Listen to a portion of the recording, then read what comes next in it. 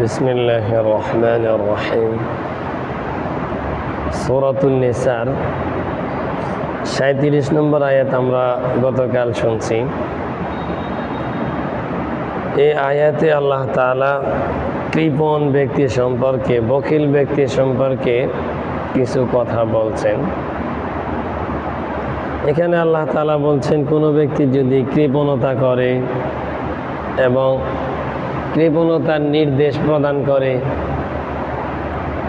নিজেও কৃপণ, অন্য কেউ কৃপণ হতে বলে, নিজেও বখিল, অন্য কেউ বখিল হতে বলে,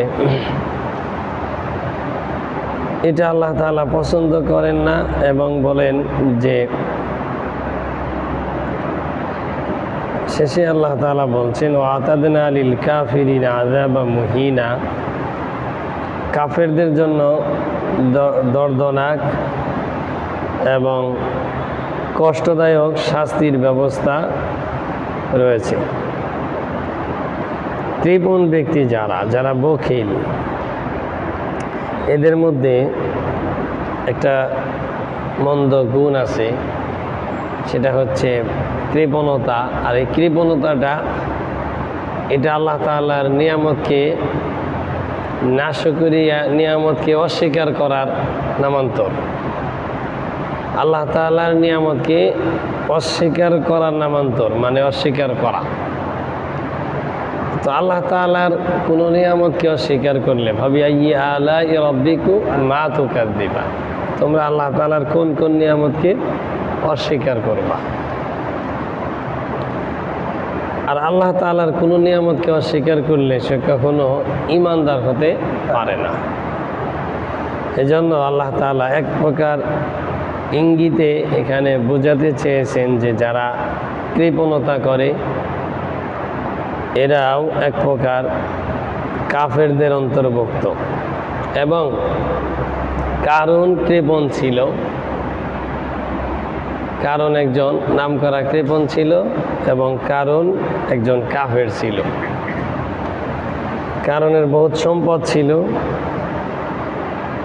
কারণের ব্যাপারে আমরা শুনছি, পড়ছি, কারণ কৃপণ ছিল, শুনিয়াছি ভাই, তাহার মতো ঘৃণিত আর কেউ নাই। কারণ খুব কৃপণ ছিল। তো এই কৃপণতা আল্লাহ তাআলা পছন্দ করেন না। ওই সম্পর্কে আমরা গত কাল 37 নম্বর আয়াতে শুনছি। আজকে 38 নম্বর আয়াতে কিছু সতর্ক বাণী আমরা শুনব। এখন যদি আমরা কৃপণ হই, তাহলে তো খরচ করব না। খরচটা করারও কিছু নিয়ম নীতি আছে, শুধু খরচ করলেই হবে না। আল্লাহ তাআলা বলেন, আল্লাযীনা ইউনফিকুনা আমওয়ালাহুম রিআআন নাস, কোনো ব্যক্তি যদি মানুষকে দেখানোর জন্য সম্পদ খরচ করে। আমার জানা মতে যত মাহফিল হয়, অমুক চেয়ারম্যান 5 লাখ, অমুক চেয়ারম্যান 10 লাখ দিল, 50 লাখ হুজুর এলাকা লেখা দিলাম মসজিদের নামে। এরপরে মাহফিল শেষে ফোন দিতে দিতে, হুজুর চেয়ারম্যান সাহেব, আরে মাহফিলে স্বীকার করলে কি দেন আগে? মাহফিলে স্বীকার করলে কি, স্বীকার করলে স্বীকার করছে দেখেই দেন আঁকবো। এখন মাহফিলে গেছি, আপনারা ছাড়েন না, এই জন্য স্বীকার করছি। এবার কিছুদিন ফোন রিসিভ করে, তারপর আর ফোনই রিসিভ করে না, 1 পয়সাও দিবে না। রিআআন নাস, মানুষকে দেখানোর জন্য কেউ যদি খরচ করে, ওয়ালা ইউমিনুনা বিল্লাহি ওয়াল ইয়াউমিল আখির, আল্লাহর সন্তুষ্টির জন্য নয় এবং আখিরাতের উদ্দেশ্যে নয়, এমন কোনো নিয়তে যদি কেউ খরচ করে, তার খরচ করে লাভ তো হবেই না, একটা ক্ষতি হবে। ওয়ামাইয়াকুনিশ শাইতানু লাহু করিনান, শয়তান ওই ব্যক্তির সঙ্গী হয়ে যাবে। যারা আল্লাহর সন্তুষ্টি ছাড়া, আখিরাতের উদ্দেশ্য ছাড়া মানুষকে দেখানোর উদ্দেশ্যে দান করবে, এদের সাথী হবে, সঙ্গী হবে দুনিয়াতেও শয়তান, আখেরাতেও শয়তান। শয়তান হবে তাদের সঙ্গী। ফাসা করিনা, শয়তান তো সবচেয়ে বড় নিকৃষ্ট খারাপ সঙ্গী। এর চেয়ে খারাপ সঙ্গী আর হয় না। আপনি যদি একটা ভালো ইঞ্জিনের সাথে 10-এর কাছে 15টা ডাব্বা, 15টার কাছে 20টা ডাব্বা ভালো ইঞ্জিনের সাথে লাগাইয়া দেন, ইঞ্জিনটা আস্তে আস্তে গন্তব্যস্থলে পৌঁছে যাবে। আর ইঞ্জিনটা যদি খারাপ হয়, চাকার বিট নাই, সেলফারের উপর দিয়ে ঠিক মতো চলে না, ওই ইঞ্জিন করবে কি 10টার কাছে যদি আপনি 2টাও লাগাইয়া দেন, ও ডাব্বাগুলো নিয়ে পুকুরে ফেলাই দিন। তো জাহান্নামের রাহাবারি ডাইভিং করে ইবলিস শয়তান। ওর নিজেরও শেষ ঠিকানা জাহান্নাম। ও যাদের ড্রাইভার হবে, যাদের সঙ্গী হবে, সফর সঙ্গী হবে, ওদেরকেও সোজা নিয়ে যাবে জাহান্নাম।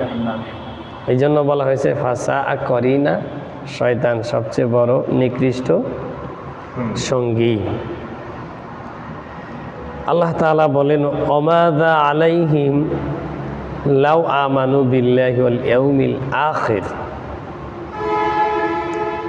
তাদের কি ক্ষতি হতো তারা যদি আল্লাহ তাআলার প্রতি বিশ্বাস করে আল্লাহ তাআলার সন্তুষ্টির জন্য খরচ করত।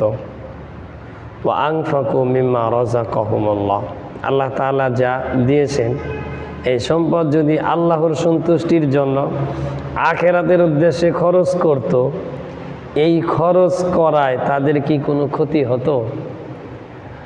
আপনি 10 টাকা খরচ করছেন আল্লাহর সন্তুষ্টির জন্য এবং আখিরাতের উদ্দেশ্যে, আপনার এই 10 টাকা দিয়ে একটা ইট কিনছে মসজিদে, আর একজনে সামনে নির্বাচনের আশায় 10 টাকা খরচ করছে, ওই 10 টাকা দিয়েও একটা ইটই কিনা যায়। এমন না যে আল্লাহর সন্তুষ্টির জন্য 10 টাকা দিয়েছে তারটা দিয়ে হাফ ইট হয়েছে, আর যে নির্বাচনের জন্য 10টা দিয়েছে ওর এই টাকা দিয়ে ফুল ইট হয়েছে, এরকম না। ওরও 10 টাকা যেমন, যে সহি নিয়ে দিয়েছে তারও 10 টাকা তেমনই, দুজনের 10 টাকা দিয়ে সমান সমান কাজ। তো আল্লাহ সন্তুষ্টির উদ্দেশ্যে দান করলে, আখিরাতের উদ্দেশ্যে দান করলে তো কোনো ক্ষতি তো নাই। এই যে জানালা খুলছি, আমরা যদি নিয়ত করি যে জানালা খুলতেছি আলো আসবে, কোরআন শরীফ পড়ব, খোলা থাকলে আজান শুনে নামাজে আসব, তাহলে আলো আসবে, এরপরে আমরা আজানও শুনবো, বাতাসও পাবো, নেকিও পাবো। আর যদি এরকম আশা থাকে জানালা খুলতেছি রাস্তা দিয়ে কত মহিলা যায় দেখব, কীরকম উন্নত মানের গাড়ি যায়, নিম্নমানের গাড়ি যায়, এগুলো দেখব, তাহলে আপনি মহিলাও দেখতে পারবেন, তারপরে বাতাসও পাইবেন, আলো পাইবেন, সাথে গুনাও পাইবেন। খাবার খাইতেছেন, স্বাস্থ্যে পুষ্টি হবে এবং পেট ভরবে। এটা যদি আপনি সুন্নত তরিকায় খান তাহলে সুন্নাত আদায় হবে, পুষ্টিও হবে, পেটও ভরবে, সুন্নাতের নেকি পাবেন। সুন্নাত ছাড়া খাইলে পেট ভরবে, নেকি হবে না, সুন্নাত আদায় হবে না। ঠিক আল্লাহ পাকের সন্তুষ্টির উদ্দেশ্যে জান্নাতের আশায়, আখিরাতের আশায় যদি কেউ দান করে, এই দানের দ্বারা কাজও হবে, নেকিও হবে, কোনো ক্ষতি নেই। তারপরে আল্লাহ তাআলা বলেন ওয়া কানাল্লাহু বিহিম আলিমা।